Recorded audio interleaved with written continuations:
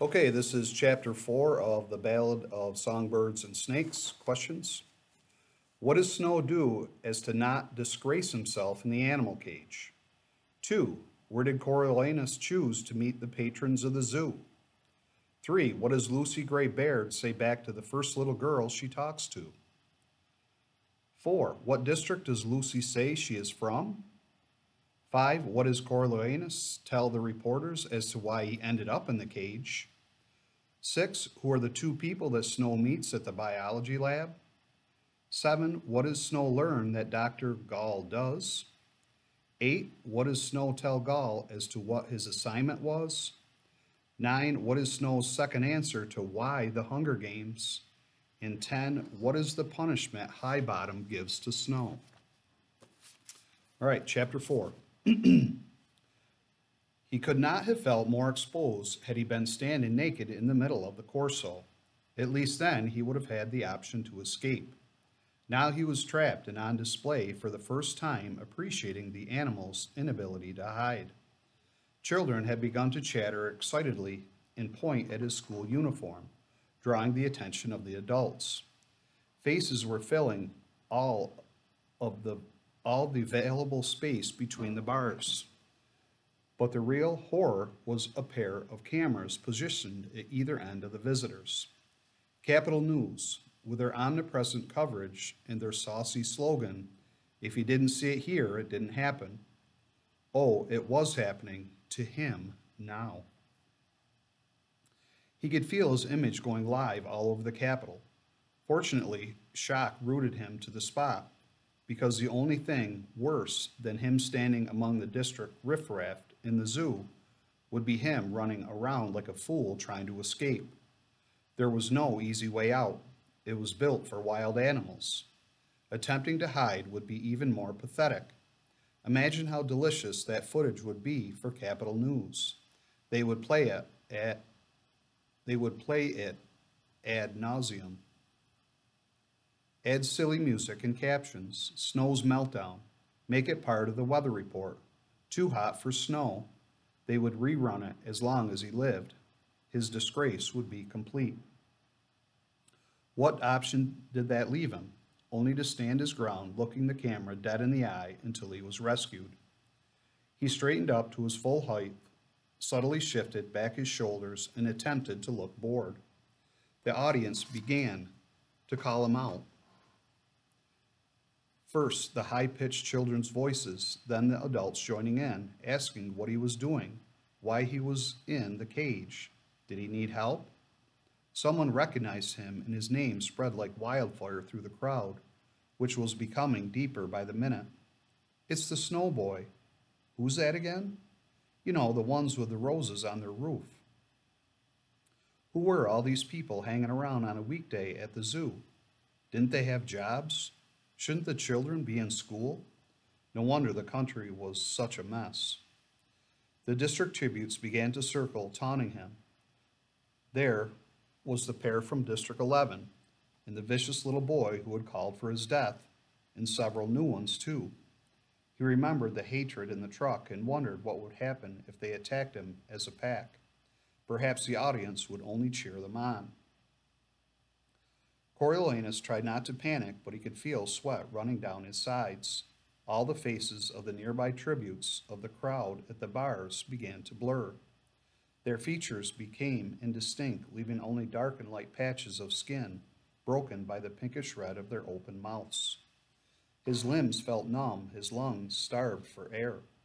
He was beginning to consider making a break for the chute and attempting to climb it when a voice behind him said softly, "Own it." Without turning, he knew it was the girl, his girl, and he felt immense relief that he was not entirely alone. He thought of how cleverly she had played the audience after the mayor's assault, how she had won them all with her song. She was right, of course. He had to make this moment look intentional, or it was all over. He took a deep breath and turned to where she sat, casually fixing the white rose behind her ear. She always seemed to be improving her appearance. arranging her ruffles in District 12, grooming her hair at the train station, and now adorning herself with the rose. He extended his hand to her as if she was the grandest lady in the capital. The edges of Lucy Gray's mouth curled up. As she took his hand, her touch sent a tiny electrical spark up his arm, and he felt as if a bit of her onstage charisma had been transferred to him. He made a small bow as she stood with exaggerated elegance. She's on stage. You're on stage. This is the show, he thought. He lifted his head and asked, "Would you care to meet a few of my neighbors?" "I would be delighted," she said, as if they were at an afternoon tea. "My left side is better," she murmured, lightly brushing her cheek. He wasn't sure what to do with the information, so he started to guide her to the left.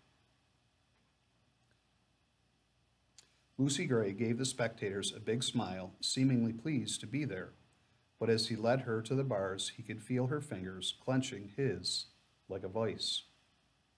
A shallow moat that ran between the rocky structures and the bars of the monkey house had once formed a watery barrier between the animals and the visitors, but it was bone dry now.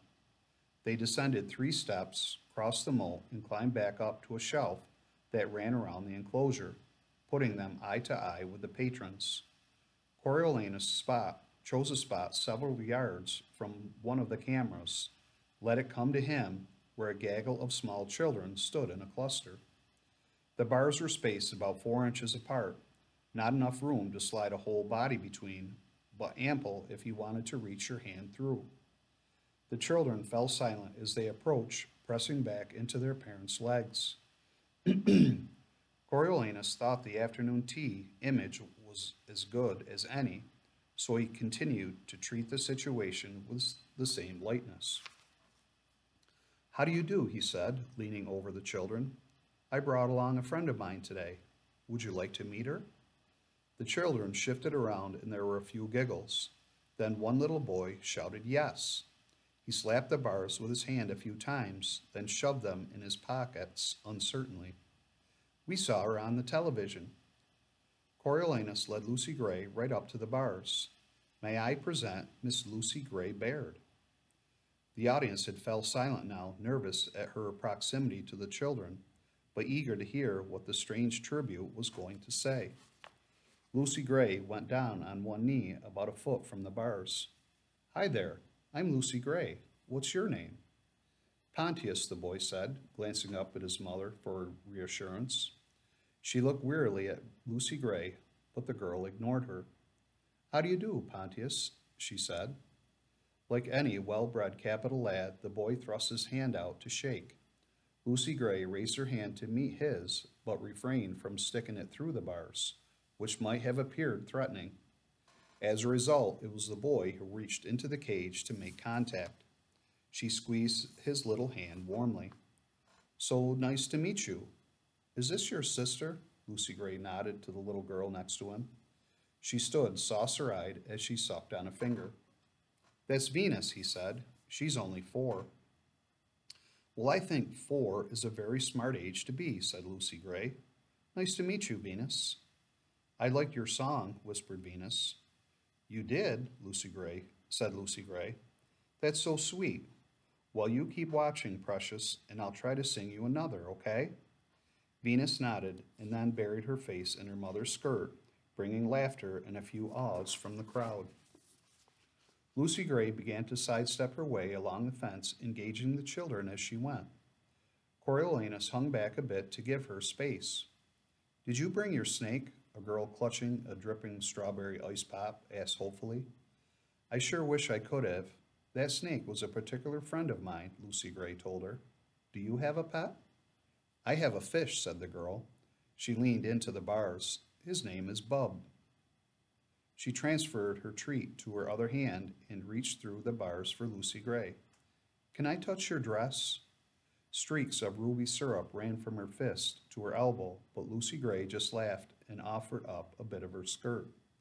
The girl ran a tentative finger over the ruffles. "It's pretty." "I like yours too." The girl's dress was a faded, printed thing, nothing to remark on, but Lucy Gray said, Polka dots always make me feel happy. And the girl beamed. Coriolanus could sense the audience beginning to warm up to his tribute, no longer bothering to keep their distance. People were easy to manipulate when it came to their children, so pleased to see them pleased. Instinctively, Lucy Gray seemed to know this, ignoring the adults as she moved along. She had almost reached one of the cameras and its accompanying reporter. She must have sensed it, but when she rose and found it directly in her face, she gave a slight start, then laughed. "Oh, hi there. Are we on television?" The Capitol reporter, a young man eager for a story, leaned in hungrily. "We certainly are." And who might you be?" she asked. "I'm Lepidus Malmsey with Capitol News," he said, flashing a grin. "So, Lucy, you're the tribute from District 12. "It's Lucy Gray, and I'm not really from 12, she said. "My people are Covey, musicians by trade. We just took a wrong turn one day, and we were obliged to stay." "Oh, so what district are you from then?" asked Lepidus. "No district in particular. We move from place to place as the fancy takes us." Lucy Gray caught herself. "Well, we used to anyway, before the peacekeepers rounded us up a few years back." "But now you're District 12 citizens," he insisted. "If you say so." Lucy Gray's eyes drifted back to the crowd as if she was in danger of being bored. The reporter could feel her slipping away. "Your dress has been a big hit in the Capitol." "Has it? Well, the Covey love color, and me more than most." "But this was my mama's, so it's extra special to me," she said. "She in District 12? Lepidus asked. "Just her bones, darling, just her pearly white bones." Lucy Gray stared directly at the reporter, who seemed to have trouble forming his next question. She watched him struggle for a moment, then gestured to Coriolanus. "So do you know my mentor? Says his name is Coriolanus Snow. He's a Capitol boy, and clearly I got the cake with the cream, 'cause nobody else's mentor even bothered to show up to welcome them." "Well, he gave us all a surprise. Did your teachers tell you to be here?" Coriolanus asked Lepidus. Coriolanus stepped toward the camera and tried for likable with a hint of roguishness. "They didn't tell me not to." Laughter rippled through the crowd. "But I do remember them saying that I was to introduce Lucy Gray to the Capitol, and I take that job seriously." "So you didn't have a second thought about diving into a cage of tributes?" prompted the reporter.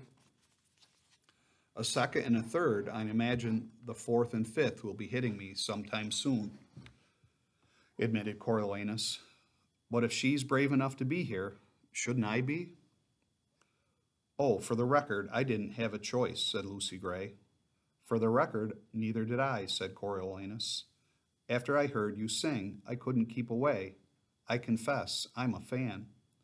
Lucy Gray gave her skirt a swish as a smattering of applause came from the crowd. "Well, I hope for your sake the Academy agrees with you," Coriolanus said Lepidus. "I think you're about to find out." Coriolanus turned to see metal doors, their windows reinforced with grates, swinging open in the back of the monkey house. A quartet of peacekeepers marched in and headed straight for him. He turned to the camera, intent on making a good exit. "Thank you for joining us," he said. "Remember, it's Lucy Gray Baird, representing District 12. Drop by the zoo if you have a minute and say hello. I promise she's well worth the effort." Lucy Gray extended her hand to him with a delicate droop of the wrist that invited a kiss. He obliged, and when his lips brushed her skin, he felt a pleasant tingle. After giving the audience one last wave, he stepped up calmly to meet the peacekeepers. One nodded tersely, and without a word, he followed them from the enclosure to a respectable applause. When the doors closed behind him, his breath came out in a huff, and he realized how afraid he'd been. He silently congratulated himself for maintaining grace under pressure, but the scowls of the peacekeepers suggested they did not share his opinion. "What are you playing at?" a peacekeeper demanded. "You're not allowed in there." "So I thought until your cohorts unceremoniously dumped me down a chute," Coriolanus replied. He thought the combination of cohorts and unceremoniously had just the right note of superiority. "I only signed up for the ride to the zoo. I'd be happy to explain the whole thing to your presiding officer and identify the peacekeepers who did this. But to you, I offer my thanks." "Uh-huh," she said flatly. "We have orders to escort you to the academy." "Even better," said Coriolanus, sounding more confident than he felt. The quick reaction from the school unsettled him. Although the television in the back seat of the peacekeeper van was broken, he was able to catch glimpses of the story along the way on the huge public screens that dotted the Capitol. Nervous energy began to bubble up as he saw images of first Lucy Gray, then himself, beaming out over the city. He could never have planned anything this audacious, but since it had happened, he might as well enjoy it. And really, he thought he had given a fine performance, kept his head, stood his ground, featured the girl, and she was a natural, handled it all with dignity and a little ironic humor. By the time he reached the academy, he had recovered his composure and ascended the steps with assurance. It helped that every head was turning his way, and had there been no peacekeepers to hold them at bay, he felt sure his schoolmates would have swarmed him. He thought he'd be taken to the office, but the guard deposited him on the bench outside the door to, of all places, the high biology lab, which was restricted to the senior students, most gifted in science. Although it was not his favorite subject, the smell of formaldehyde triggered his gag reflex, and he loathed working with a partner. He did sufficiently well in genetic manipulation to have landed a spot in the class. Nothing like that whiz of Io Jasper, who seemed to have been born with a microscope attached to her eye. He was always gracious to Io, though, and as a result, she adored him. With unpopular people, such a minor effort went such a long way. But who was he to feel superior? Across from the bench on the bulletin board for student notices, a memo had been posted. It read, 10th Hunger Games, mentor assignments. District 1 boy, Livia Cardew. Girl, Palmyra Monty. District 2 boy, Sejanus Plinth. Girl, Floris Friend. District 3 boy, Io Jasper. Girl, Urban Canville. District 4 boy, Persephone Price. Girl, Festus Creed. District 5 boy, Dennis Fling. Girl, Iphigenia Moss. District 6 boy, Apollo Ring. Girl, Diana Ring. District 7 boy, Vispianza Sickle. Girl, Pliny Harrington. District 8 boy, Juno Phipps. Girl, Hilarious Heavensby. District 9 boy, Gaius Breen. Girl, Androcolis Anderson. District 10, Didymia Wimswick. Girl, Arachne Crane. District 11 boy, Clementia Dovecote. Girl, Felix Ravenstill. District 12 boy, Listerata Vickers. Girl, Coriolanus Snow. Could there be a more stinging public reminder of his precarious position than to be dangling there at the end like an afterthought? After Coriolanus spent a few minutes puzzling over why he'd been brought to the lab, the guard told him he could go in. At his tentative knock, a voice he recognized as Dean Hidebottoms bid him enter. He had expected Satyria to be present, but found only one other person in the lab, a small, stooped old woman with frizzy gray hair who was teasing a caged rabbit with a metal rod. She poked at it through the mesh until the creature, which had been modified to have the jaw strength of a pit bull, yanked the thing from her hand and snapped it in two. Then she straightened as well as she could, turned her attention to Coriolanus, and exclaimed, "Hippity hoppity." Dr. Volumnia Gall, the head game maker and mastermind behind the Capitol's Experimental Weapons Division, had unnerved Coriolanus since childhood. On a school field trip, his class of 9-year-olds had watched as she melted the flesh off a lab rat with some sort of laser and then asked if anyone had any pets they were tired of. Coriolanus had no pets. How could they afford to feed one? But Plurbius Bell had a fluffy white cat named Boa Bell that would lie in her owner's lap and bat around the ends of his powdered wig. She had taken a fancy to Coriolanus and would start up a raspy mechanical purr the moment he petted her head. On those dreary days when he'd slog through the wintry slush to trade back a bag of lima beans for more cabbage, it was her silly, silky warmth that had consoled him. It upset him to think of Boa Bell ending up in the lab.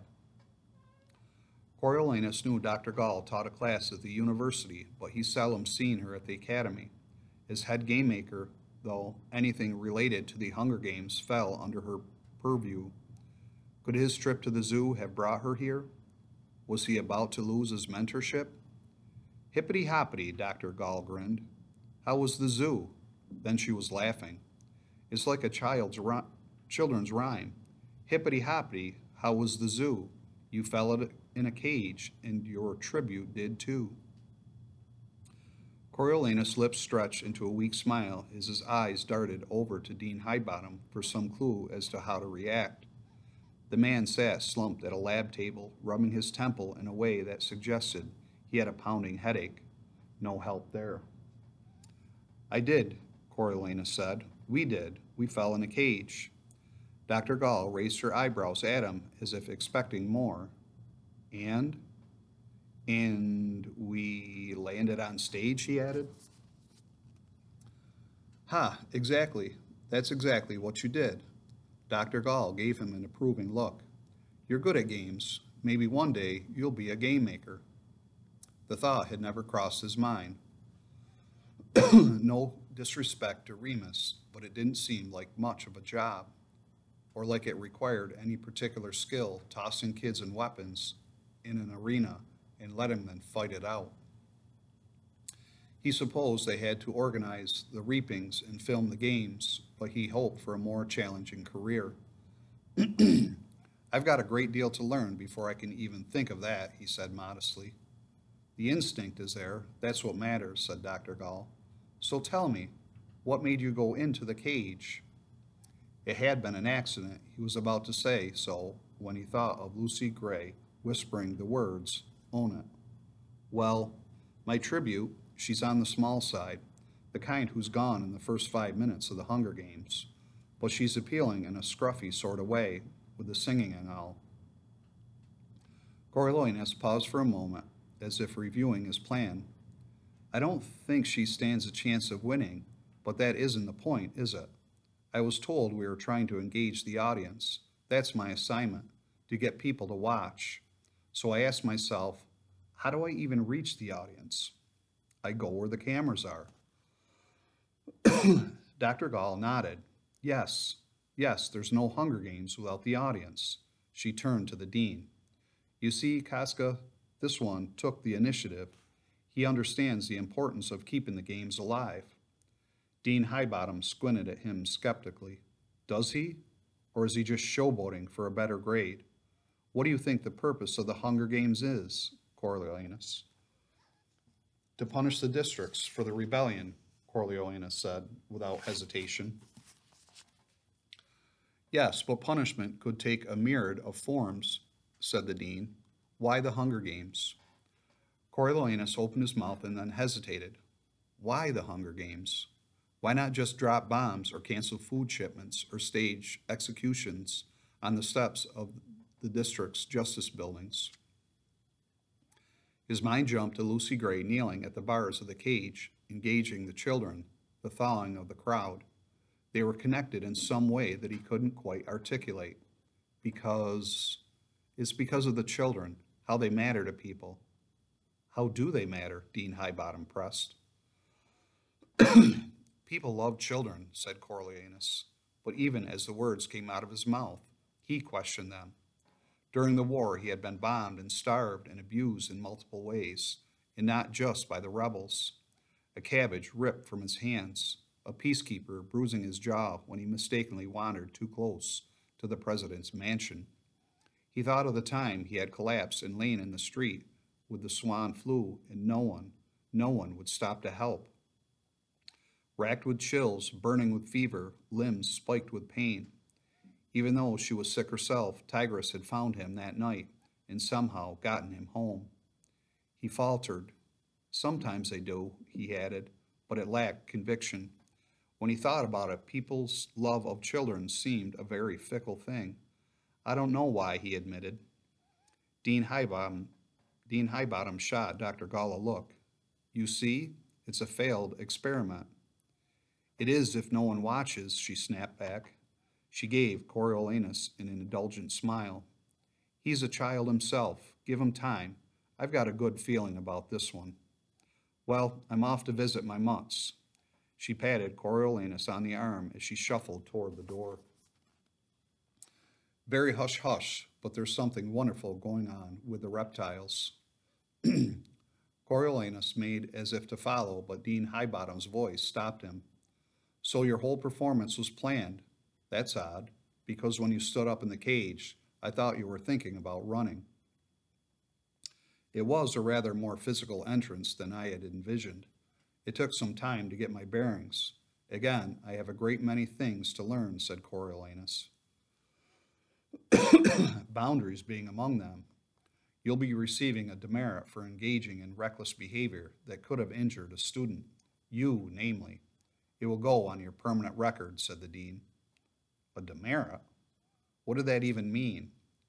Coriolanus would have to review the Academy student guide so he could object to the punishment.